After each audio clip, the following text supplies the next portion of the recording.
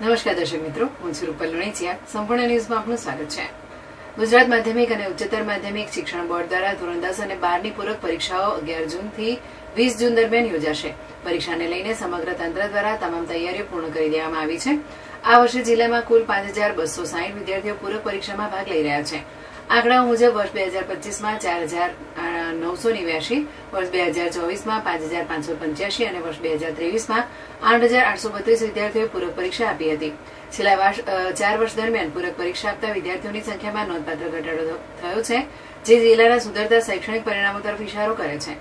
વિદ્યાર્થીઓના હિતને ધ્યાનમાં રાખીને શિક્ષણ બોર્ડ દ્વારા બેસ્ટ ઓફ 2 યોજના અમલમાં મૂકવામાં આવી છે. આ યોજના હેઠળ તમામ વિદ્યાર્થીઓ ઉપરાંત પાસ થયેલા પરંતુ વધુ ગુણ મેળવવાની ઈચ્છા ધરાવતા વિદ્યાર્થીઓ પણ ફરી પરીક્ષા આપી શકે છે. બંને પરીક્ષામાંથી જે પરિણામ વધુ સારું હશે તેને માન્ય ગણવામાં આવશે. આ પહેલ વિદ્યાર્થીઓને માનસિક તણાવ ઘટાડવા, પરિણામમાં સુધારો લાવવા તેમજ તેમનું શૈક્ષણિક વર્ષ બગડતું અટકાવવા માટે મહત્વપૂર્ણ સાબિત થઈ રહ્યું છે.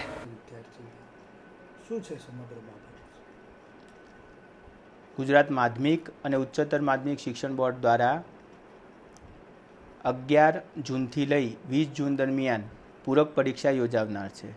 સમગ્ર પૂરક પરીક્ષા અંતર્ગત તંત્ર દ્વારા સમગ્ર પ્રકારની તૈયારીઓ પૂર્ણ કરવામાં આવેલી છે. તમામ બાળકોએ પણ પોતાની હોલ ટિકિટ ડાઉનલોડ કરેલી છે અને જે બાળકો પૂરક પરીક્ષા આપી રહે છે એમના માટે પણ આનુષંગિક વ્યવસ્થા કરવામાં આવી રહી છે.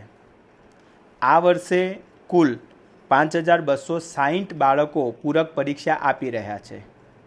ગત વર્ષની વાત કરું 2025ની તો 4989 બાળકોએ પૂરક પરીક્ષા આપેલી હતી. 2024ની વાત કરું તો 5584 બાળકોએ પરીક્ષા આપેલી હતી અને 2023માં 8832 બાળકોએ પૂરક પરીક્ષા આપેલી હતી. એટલે કે પૂરક પરીક્ષાના આંકડાઓમાં કોઈ દેખીતો ફેરફાર થયેલો જણાતો નથી. બોર્ડ દ્વારા વિદ્યાર્થીઓના હિતને ધ્યાનમાં લઈ માનસિક તણાવ ઘટે, પર્સન્ટાઇલ રેન્કમાં સુધારો થાય, વિદ્યાર્થી પોતાનું બેસ્ટ પરફોર્મન્સ આપી શકે તેમજ વિદ્યાર્થીનું વર્ષ બગડતું અટકે એ માટે એક સુંદર પહેલ કરવામાં આવેલી છે. બોર્ડ દ્વારા વિદ્યાર્થીને બેસ્ટ ઓફ 2નો ઓપ્શન આપવામાં આવી રહ્યો છે. બેસ્ટ ઓફ 2 એટલે કે બોર્ડની એક્ઝામ વર્ષના શરૂઆતમાં એટલે કે માર્ચ મહિનામાં પણ આવે છે. જો વિદ્યાર્થી માર્ચ મહિનામાં કોઈ પોતાની પરિસ્થિતિને લીધે રિઝલ્ટ ઓછું લાવે છે અથવા હજી પણ વધુ પ્રયત્ન કરવા માગે છે તો જૂન જુલાઈની અંદર બોર્ડ ફરીથી એક પરીક્ષા યોજે છે જેને બેસ્ટ ઓફ 2 કહેવાય છે.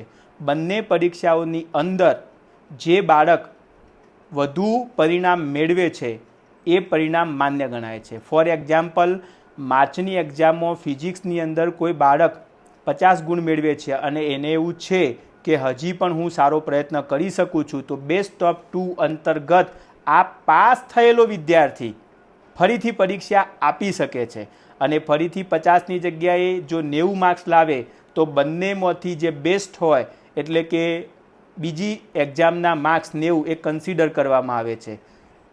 તો આ સમગ્ર પ્રક્રિયા જે છે પૂરક પરીક્ષા એટલે કે માત્ર ફેલ થયેલા વિદ્યાર્થીઓની પરીક્ષા નહીં. પૂરક પરીક્ષા એટલે જે વિદ્યાર્થીઓ ફેલ થયા છે ઉપરાંત જે વિદ્યાર્થીઓ પાસ થયા છે અને પોતાના પરિણામો હજી વધુ સુધારો કરવા માગે છે એની પરીક્ષા કે જેને આપણે બેસ્ટ ઓફ 2 તરીકે ઓળખીએ છીએ, જેને આપણે પૂરક પરીક્ષા તરીકે ઓળખીએ છીએ. એટલે કે જ્યાં 5260 પૂરક પરીક્ષાના વિદ્યાર્થીઓનો જે આંકડો છે તે અનુત્તીર્ણ થયેલા વિદ્યાર્થીઓ પ્લસ પોતાના પરિણામમાં સુધારો કરનાર વિદ્યાર્થીઓ બંનેની સંખ્યા છે. જો પરિણામની વાત કરું તો ઉત્તરોત્તર 2023થી લઈ પરિણામની અંદર સુધારો થયેલો છે.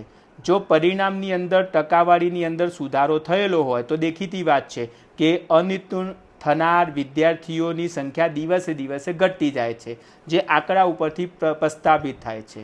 એટલે કે સમગ્ર રીતે કહી શકું કે 2023માં 8832 બાળકો હતા, જે હાલમાં ઘટીને 2026માં 5260 બાળકો થયા છે અને એમાં પણ પોતાના પરફોર્મન્સ સુધારનારના બાળકોનો પણ સમાવેશ થાય છે. તો સમગ્ર રીતે પૂરક પરીક્ષાનું સુંદર રીતે આયોજન કરવામાં આવેલું છે.